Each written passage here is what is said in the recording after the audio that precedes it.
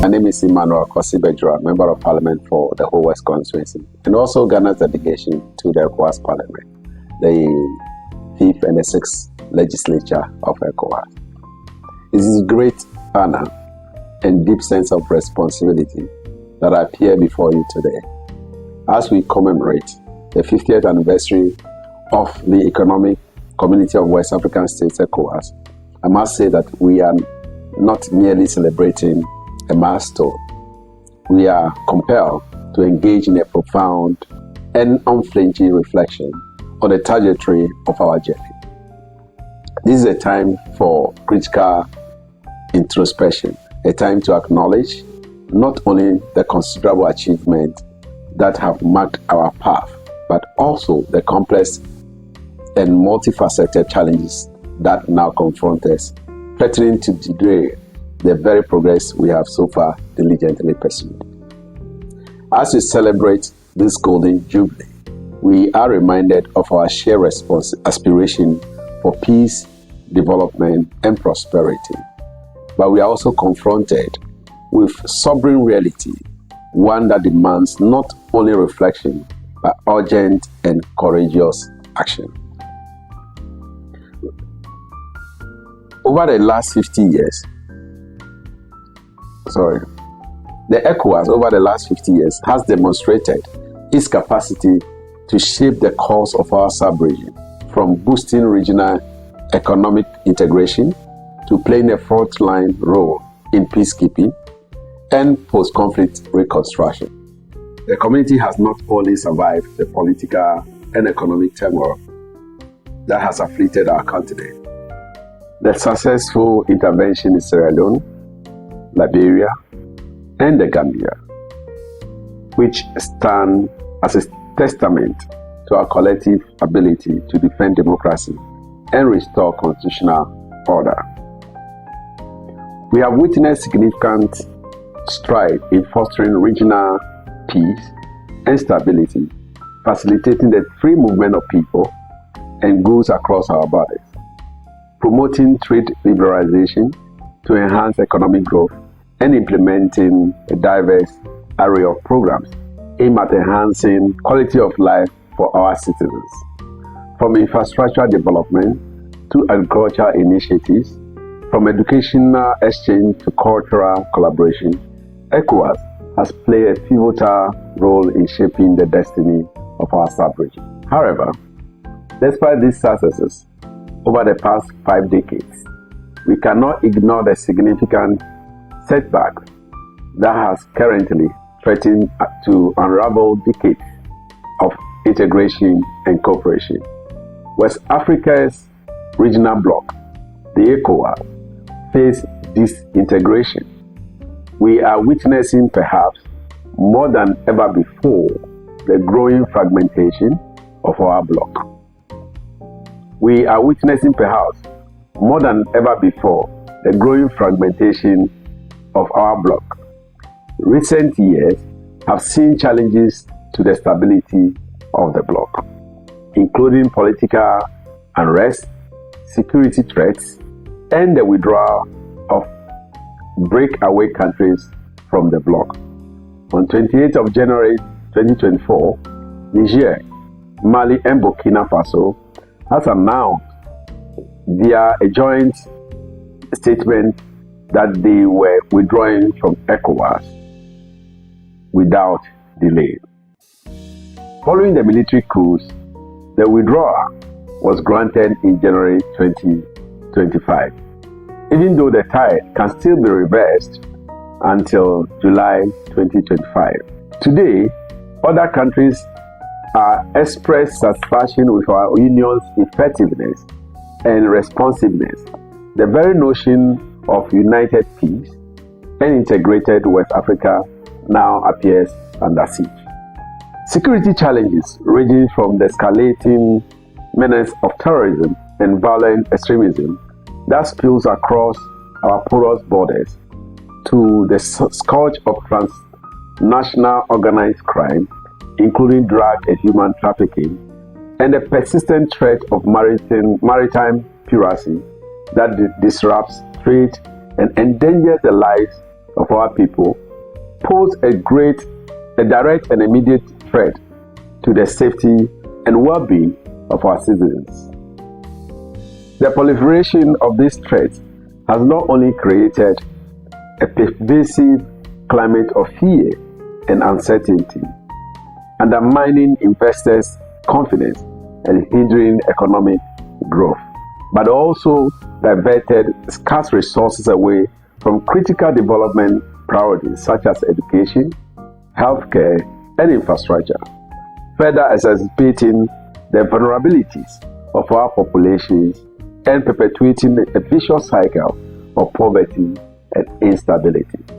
A significant factor contributing to this is the perceived and, in some cases, the undeniable failure of national and regional parliaments to effectively address these multifaceted challenges.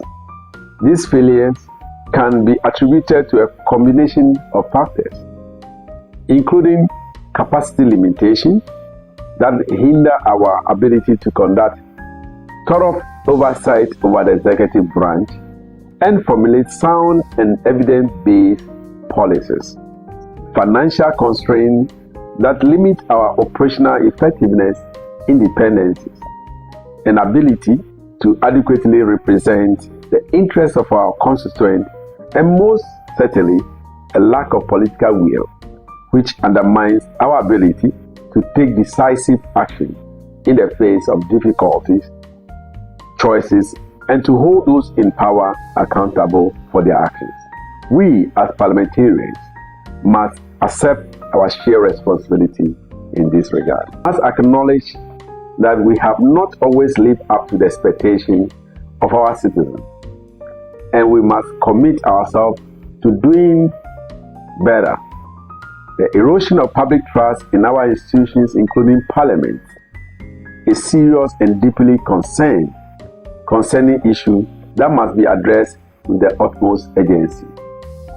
We must strive to enhance our legitimacy, strengthen our accountability mechanism, and improve our responsiveness to the needs and aspirations of the people we represent, ensuring that their voices are heard and their concerns addressed. We stand at a critical juncture in the history of our region, a moment of profound decision that will determine the future of ECOWAS and the fate of millions of our citizens. The painful lessons of our past should serve as a stark and sobering reminder of devastating consequences of our division and discord and the failure to address the legitimate grievances of our people. In some member states, there exists growing perception that ECOWAS is either slow to act or detached from the lived realities of ordinary citizens. Others feel that its mechanisms are skewed in the favor of certain political or economic elites, leaving behind the nations whose concerns may differ due to geography, security threats, and governance structures. At the heart of these challenges lies a critical institutional question.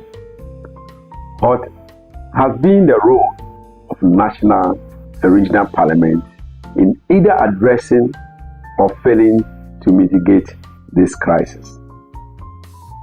As legislators, our duty extends beyond representation. We are tasked with upholding democratic norms, ensuring government accountability, and safeguarding the rule of law. Yet, in too many instances, national parliaments have been sidelined, weakened, or co-opted by narrow interests. The ECOWAS Parliament itself, although a symbol of regional cooperation, has often lacked the teeth to act decisively in the moment of continental turbulence.